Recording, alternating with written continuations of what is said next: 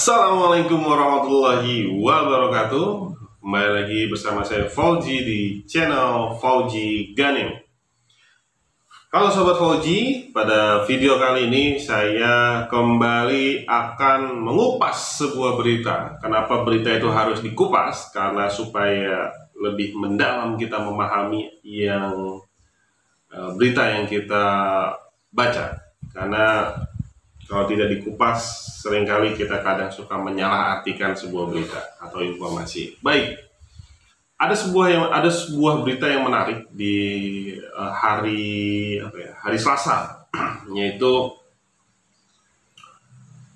Gubernur Anies Baswedan memarahi HRD yang melakukan pelanggaran terhadap aturan PPKM darurat, dan sekarang kantornya ditutup, semua pulang. Jadi ini memang salah satu berita yang cukup ramai di hari ini. Kenapa? Karena Gubernur DKI Jakarta Anies Baswedan melakukan sidak ke beberapa gedung perkantoran yang ada di Jakarta tentunya.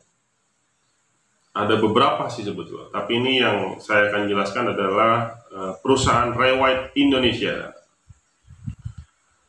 Lagi-lagi saya mengambil bersumber dari kompas.com yang berjudul Anies marahi HRD pelanggar aturan PPKM darurat, sekarang tutup kantornya, semua pulang.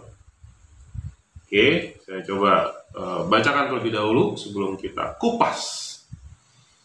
Kompas.com, Gubernur DKI Jakarta Anies Baswedan merasa geram dengan perusahaan Ray White Indonesia yang berkantor di Said Sudirman Center, Jakarta Pusat, lantaran memaksa karyawan masuk kantor di masa pemberlakuan pembatasan kegiatan masyarakat atau PPKM darurat. Jadi ya bagus lah. Jadi ya gubernur memang harus sidak-sidak kayak gini ya. Ini salah satu kegiatan yang harus patut dicontoh ya. Jadi kepala daerah ini harus turun dan harus membantu semaksimal mungkin dalam penyelesaian pandemi COVID-19. Oh iya, sebelumnya jangan lupa subscribe channel ini dan aktifkan notifikasinya supaya Anda mendapatkan informasi terbaru dari channel Fauji Ganim. Oke, Sobat Fauji, saya lanjutkan. Anies menunjuk karyawan bagian HRD Ray White Indonesia yang bernama Diana. Anies meminta agar Diana segera menutup kantor mereka dan meminta karyawan yang bekerja untuk pulang. Sekarang tutup kantornya dan nanti langsung akan diproses, dan katakan pada semua karyawan pulang. Taati aturan, kata Anies dalam unggahan Instastory akun Instagramnya. Dengan nada tinggi, Anies mengatakan kepada HRD tersebut bahwa ini bukan soal melanggar aturan atau tidak, melainkan untuk menyelamatkan nyawa orang. Ya, jadi memang ini persoalannya apa ya? Ya kalau saya juga melihat sebetulnya ini dilema para pengusaha. Satu sisi nyawa itu tetap harus diutamakan. Di sisi lain sudah 1 tahun lebih merasakan penurunan income tentunya sebuah perusahaan. Ini luar biasa ya. Jadi ya harus gimana? Butuh makan, ya kan? Butuh bayar karyawan. Ya tapi memang tentunya ini kan PPKM darurat ini tidak seterusnya akan berjalan. Ini hanya untuk men-stop penularan COVID yang saat ini sedang mengganas ya di beberapa minggu belakangan ini. Jadi tentu kita harus bersabar lah. Kita harus bersabar, kita harus bergotong royong, kita harus semaksimal mungkin mengikuti aturan pemerintah supaya ini bisa terus secepat mungkin teratasi. Sambil mengarahkan telunjuknya ke arah HRD, Anies menyebut perusahaan tersebut tidak bertanggung jawab Budiana dan perusahaan ibu tidak bertanggung jawab. Ini bukan soal untung rugi, ini soal nyawa. Dan orang-orang seperti ibu ini yang egois. Wah, jadi ini sepertinya Anies ini sudah, waduh, sudah marah betul ini ya. Ya betul lah. Jadi kalau kita bayangkan menjadi gubernur juga kan, dimana daerahnya menjadi daerah yang paling banyak terkena COVID, tentu akan pusing juga yang ngurusin ya, apalagi melihat orang-orang yang tidak sabar dan egois gitu kan. Ya seperti ini. Oke. Tidak hanya satu kantor, Anies juga menyidak kantor PT Equity Life Indonesia yang dinilai tidak menaati aturan PPKM darurat. Kenapa aturan dilanggar? Mereka ikut aturan perusahaan kan? Perusahaan menyuruh masuk, kata Anies kepada pimpinan perusahaan Equity Life Indonesia. Anies juga menyebut ada wanita hamil yang dipaksa untuk bekerja di perusahaan itu meskipun di masa PPKM darurat. Waduh, ini. Jadi memang ini dua yang disidak ya. Ya tentu masih banyak lagi ya.